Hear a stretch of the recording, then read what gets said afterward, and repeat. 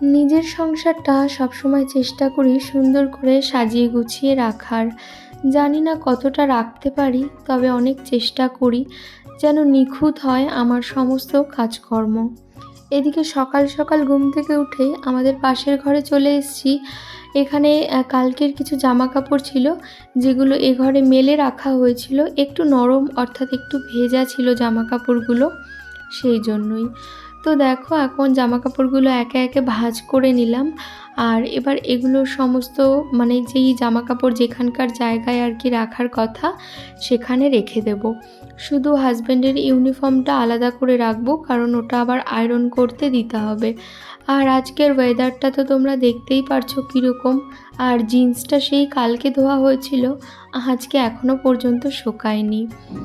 আর আজকে সকালবেলায় খাওয়ার মতন রান্না করছি পটল ভাজা, আর তার সঙ্গে সয়াবিন আলুর তরকারি। আজ সকাল সকাল বরের কোর্টে বেরোনোর আছে, তাই অনেকটা সকাল সকালই ঘুম থেকে উঠে পড়েছি। তাই অনেকটা সকাল সকালই রান্নাবান্না করছি। আর আজ যেহেতু বরের বেরোনোরই আছে সকাল সকাল, তাই ভাবলাম যে ওকে একটু, মানে পেট ভরে যেন খেতে পারে এরকমই কিছু রান্না করে দিই। নাহলে যেদিন ওর সকালে বেরোনোর থাকে, ও বেশিরভাগ দিনই বলে যে সেদ্ধ ভাত করে দাও।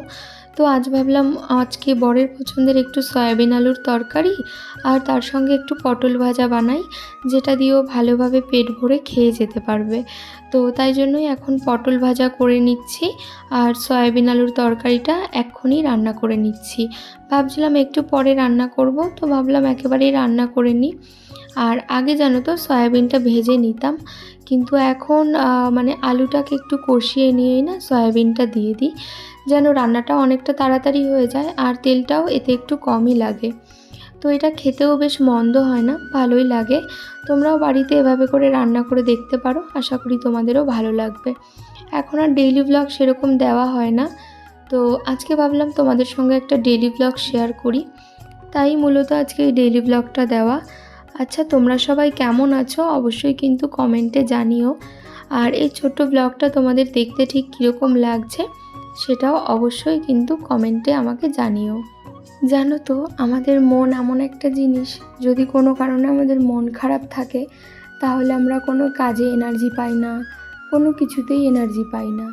আর আমাদের জীবনের সঙ্গে ওতপ্রোতভাবে জড়িত থাকে আমাদের যে সবথেকে কাছের মানুষগুলো, আমাদের মা বাবা আর আমাদের জীবনসঙ্গী। যেমন ছেলেদের কাছে তাদের মা বাবা এবং তাদের স্ত্রী, তেমনি মেয়েদের কাছে তাদের মা বাবা আর তাদের স্বামী। এই নিয়েই থাকে একটা মানুষের জীবন। তো যদি পরিবারের কারোর যদি কোনো রকম কোনো অসুস্থতা বা কোনো রকম কোনো কিছু হয়, সেক্ষেত্রে আমার মনে হয় যে কারোরই মনটা ভালো লাগে না। তো এই হচ্ছে আর কি বিষয়। তো বিভিন্ন কারণের জন্য আজকে মনটা খুব খারাপ, তার মধ্যেও ভাবলাম যে তোমাদের সঙ্গে আজকে একটা ব্লগ দিই। আর তার মধ্যেও আমাদের এখানে প্রচণ্ড পরিমাণে বৃষ্টি শুরু হয়েছে। তো তোমাদের ওই দিককার আবহাওয়া এখন কীরকম আছে অবশ্যই কিন্তু তোমরা কমেন্ট করে জানিও। তো দেখো, এদিকে তো আবার বৃষ্টি শুরু হয়েছে, আর বর এখনই খাওয়া দাওয়া করে বেরিয়ে যাবে। আজকে বরের ফেরার কথা ছিল একদম বিকেল টাইমে, কিন্তু তারপর মানে ফোনে মোটামুটি কাজ কিছুটা মানে মিটিয়ে ফেলতে আর কি পেরেছে। এখন বাকিটা ওকে যেতে হবে, যেটুকু আর কি ওর না গেলেই নয়, এখন যেতেই হবে। কারণ এত বৃষ্টি পড়ছে, আর ওরও একটু হালকা একটু ঠান্ডা লেগেছে, আমাদের দুজনেরই ঠান্ডা লেগেছে। তো কিন্তু কাজ তো করতেই হবে, তাই না বলো? তো এখন আবার দুপুরে রান্নাটা করব।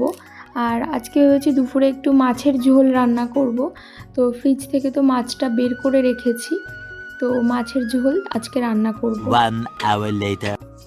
আর সকালে তো আমাদের কাজের দিদি কাজে এসেছিলো, আর দিদির সঙ্গে গল্প করতে করতে আমি সবজিটা কেটে নিয়েছি। আসলে একা একা সবজি কাটতে একদম ভালো লাগে না, তাই দিদির সঙ্গে গল্প করতে করতেই সবজিটা কেটে নিয়েছি। আজকে মাছের ঝোলটা রান্না করব সজনা ডাঁটা আর আলু দিয়ে। আর মাছটাই কিন্তু আমি শুধুমাত্র আদা জিরে আর কাঁচা লঙ্কা বাটা দেব। আর এই যে মাছে কিন্তু লবণ হলুদটা মাখিয়ে নিয়েছি, তো তোমরা তো দেখতেই পাচ্ছ। আর এটা কিন্তু কাতলা মাছ, আর এই মাছটা না একদম জ্যান্ত মাছ ছিল, মানে আমি যেদিন বাজার গেছিলাম মাছ আনতে, মাছটা একদম জ্যান্ত ছিল।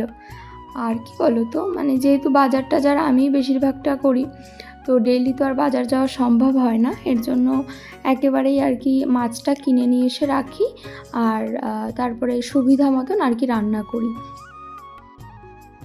আমাদের জীবনে জানো তো এরকম অনেক মানুষ থাকে, আমরা যারা দূর থেকে ভাবি যে তারা আমাদের ভালো চায়, তারা আমাদের মানে যেন ভালো হয় এরকম চিন্তা করে, কিন্তু আদতেও তা নয়। এখনকার দিনে বেশিরভাগ মানুষই হয় মুখোশধারী, মানে তাদের মুখোশে থাকে একরকম আর মনের ভিতরে থাকে একরকম। মানে তারা উপর দিয়ে তোমায় দেখাবে ভীষণ ভালোবাসে, তোমার জন্য মানে অনেক কিছু করতে পারে, আদতে তারা মনে মনে কিছুই সেটা চায় না। এগুলো হচ্ছে পুরোই লোক দেখানো। কিন্তু সব মানুষ সেই মুখোশটা বুঝে উঠতে পারে না।